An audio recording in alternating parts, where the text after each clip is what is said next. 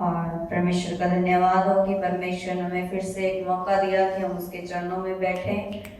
और खुदा का धन्यवाद है कि सुबह से लेकर अभी तक हम सबको संभाल के रखा है। परमेश्वर का धन्यवाद करते हैं। Hallelujah, hallelujah, hallelujah. हालेलुया। जैसा कि हम सबको पता है, अभी उपवास के दिन चल रहे हैं ना। फास्टिंग पीरियड अभी हो रही है, हर जगह हर कलीसियाओं में हो रही है। जो भी 40 दिन के जो रोजे होते हैं वो भी चल ही रहे हैं। Hallelujah, hallelujah.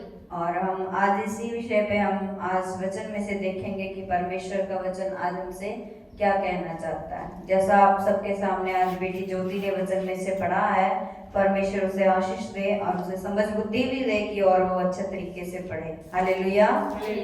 वचन में से पढ़ा गया मत्ती की अंजील उसका 6 बाब उसकी 16 से लेके 18 तक। यहाँ है उपवास। उपवास के बारे में यहाँ परमेश्वर का वचन बताता है हमें कि जब हम उपवास करें तो हमारा उपवास कैसा होना चाहिए, हम कैसे करें उपवास। हालेलुया। आइए हम अपना ध्यान वचन की तरफ लगाएं कि परमेश्वर का वचन हमसे क्या कहता है उपवास के बारे में। जब तो उपवास करे तो कपटियों के समान तुम्हारे मुंह पर उदासी नाश आई रहे, क्योंकि वह अपना मुंह बनाए रहते हैं ताकि लोग उन्हें उपवासी जाने। मैं तुमसे सच सच कहता हूँ कि वह अपना प्रतिफल पा चुके। हालेलुया। परमेश्वर का वचन यहाँ कहता है कि जब तू उपवास करे तो कपटियों के समान, है ना, तुम्हारे मुंह पर उदासी ना शाई रहे। कि जब हम उपवास करते हैं हमारे मुंह पर क्या हो, उदासी नहीं शाई होनी चाहिए। कि जो लोग क्या करते हैं वो जब उपवास करते हैं तो वो यहाँ कहते हैं, परमेश्वर का वचन कहता है कि क्योंकि वह अपना मुंह बनाए रहते हैं कि लोग उन्हें जाने कि वह उपवासी हैं। क्योंकि परमेश्वर का वचन कहता है जब हम उपवास करें तो है ना हमारे मुंह पर उदासी नहीं छाई होनी चाहिए। क्योंकि लोग उपवास करके सोचते हैं कि हम लोगों को दिखाने के लिए उपवास करते हैं ना, वो सोचते हैं। पर नहीं, ऐसा नहीं होना चाहिए कि जब हम उपवास करें तो हमारे मुंह पर क्या, उदासी बिल्कुल भी नहीं छाई होनी चाहिए। क्योंकि परमेश्वर जो हमारा परमेश्वर है वो गुप्त में है। अगर हम उपवास करते हैं तो परमेश्वर हमारा जो गुप्त में हमें देखता है वो हमें क्या देता है, प्रतिफल मतलब आशीष हमें देता है। क्योंकि हम किसके लिए उपवास करते हैं, परमेश्वर के लिए, है ना, अपने लिए, परमेश्वर के लिए कि लोगों के लिए।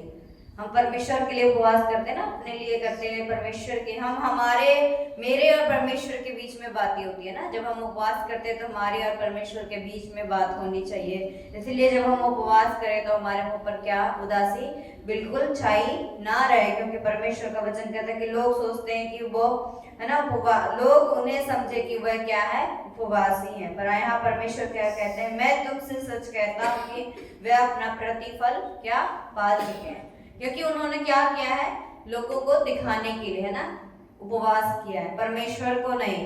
अगर हम उपवास करते हैं तो हम किसके लिए करते हैं, परमेश्वर के लिए कि लोगों के लिए, है ना। अगर हम परमेश्वर के लिए करते तो हमारे और परमेश्वर के बीच बातचीत होनी चाहिए। यहाँ परमेश्वर देखिए 17 में क्या कहते हैं, अपने लिए करते हैं। परंतु जब तू उपवास करे तो अपने सिर पर तेल मल और मुंह धो। हालेलुया। परमेश्वर का वचन यह कहता है कि परंतु जब तू उपवास करे तो अपने सिर पर तेल मल और मुंह धो, ताकि लोग नहीं परंतु तेरा पिता जो गुप्त में है तुझे उपवासी जाने। हालेलुया।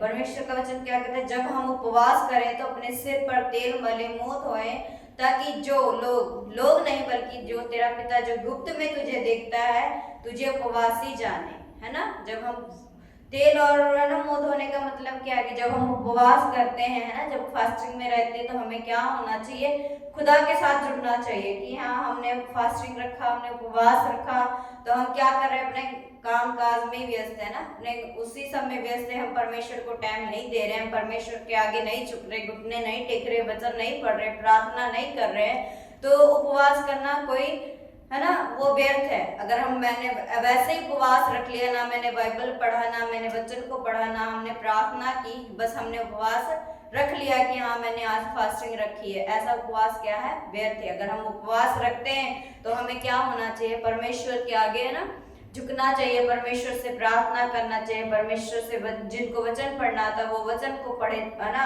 आजकल तो बहुत है कि सुन भी सकते हैं, तो हम क्या करें, वचन को सुने, प्रार्थना करें। क्योंकि हमारे के दास हैं, मैं उनका नाम तो नहीं जानती, पर मैंने उनका वचन सुना, तो वो कहते हैं कि अगर तुम उपवास करते हो और दुआ और प्रार्थना वचन नहीं पढ़ते, तुम क्या करते हो? डाइटिंग करते हो, तुम खाने को त्याग कर, है ना, अगर परमेश्वर में नहीं बढ़ रहे हो, परमेश्वर के आगे, है ना, परमेश्वर में नहीं झुक रहे हो, तो तुम क्या कर रहे हो? अपने आप को क्या कर रहे हो? डाइटिंग में रख रहे हो, एक भूखा, है ना, बस खाने को त्याग रहे हो, बल्कि जो अपने अंदर की जो कमी है जिसके लिए हम उपवास करते हैं, हम उसे नहीं त्याग रहे, बस हम अपने खाने को त्याग रहे हैं। इसलिए जब हम उपवास करें, है ना, तो क्या होना चाहिए हमें कि परमेश्वर से प्रार्थना करना चाहिए, वचन को पढ़ना चाहिए, है ना, परमेश्वर के आगे घुटने टेकना चाहिए, कि ताकि हमारा और परमेश्वर का क्या हो? एक गहरा रिश्ता बने, कि हम खुदा में क्या हो? बढ़े, है ना। इसलिए परमेश्वर का वचन कहता है, इस दशा में तेरा पिता जो गुप्त में तुझे देखता है, वह तुझे क्या देगा? प्रतिफल देगा, है ना। हालेलुया। जब हम उपवास करें तो हम लोगों को नहीं, बल्कि हम परमेश्वर के आगे, है ना, परमेश्वर को दिखाएं, परमेश्वर के आगे घुटने टेके, परमेश्वर से प्रार्थना करें, कि हम लोगों के लिए नहीं बल्कि परमेश्वर के लिए जब हम उपवास करते हैं, जब उनके आगे दुआ रखते हैं ना, दुआ करते हैं, वचन को पढ़ते हैं, तो परमेश्वर हमें क्या देता है? आशीष देता है। जैसे यहाँ परमेश्वर ने क्या कहा है कि वह तुझे गुप्त में देखेगा और तुझे क्या देगा? प्रतिफल देगा, मतलब तुझे आशीष देगा, क्योंकि परमेश्वर का वचन कहता है तुम्हारी वह हर मन की बातों को क्या करता है?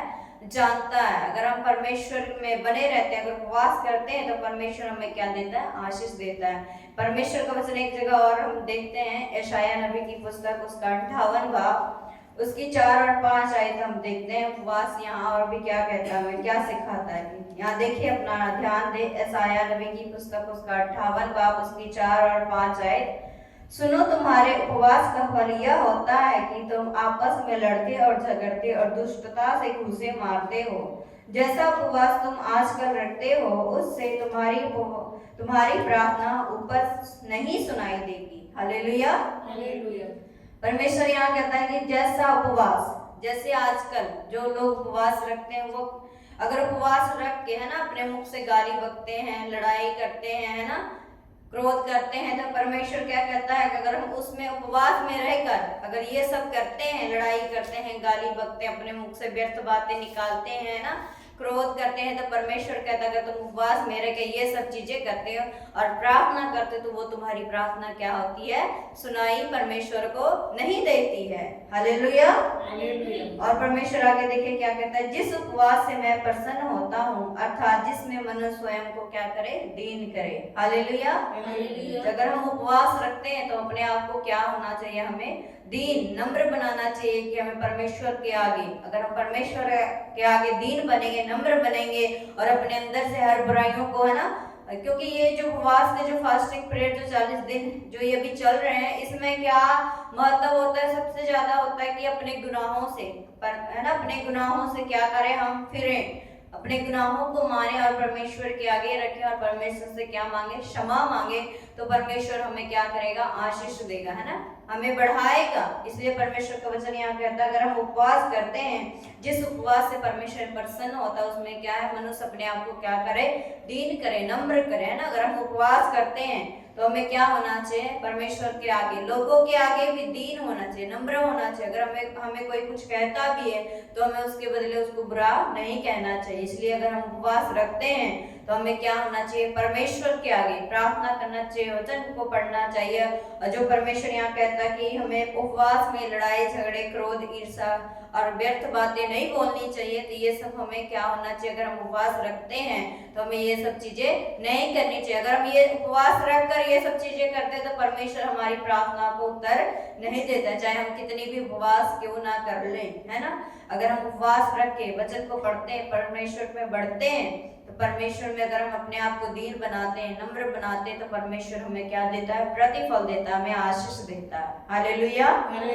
इसीलिए परमेश्वर का वचन कहता है, जब हम उपवास करें, तो कपटियों के समान हमारे मुंह पर उदासी ना छाई रहे, क्योंकि लोग लोगों को दिखाने के लिए वो क्या करते हैं, उपवास करते हैं। अगर हम उपवास करते हैं तो अपना उपवास क्या रखें, गुप्त में, परमेश्वर के आगे गुप्त में रखें, बल्कि लोगों को भी ना बताएं कि हाँ आज मैंने उपवास रखा, क्योंकि हमने उपवास रखा, हमारा परमेश्वर जानता है कि हमने आज उपवास रखा। अगर हमारा परमेश्वर गुप्त में हमें उपवास से जानेगा तो हमें क्या देगा, आशीष और बरकत देगा। हालेलुया। और मैं आज के वचन के लिए परमेश्वर का धन्यवाद करती हूँ जो खुदा ने आज मुझे वचन दिया, ये मेरे लिए भी है ना। जब हम उपवास करें तो हम परमेश्वर के आगे दीन बने, नम्र बने, है ना। ये सब मेरे लिए भी है। अगर मैं सीखूंगी तभी मैं दूसरों को भी सिखा सकूंगी। हालेलुया। परमेश्वर आप सबके इन वचनों के द्वारा आशीष दे। आमीन।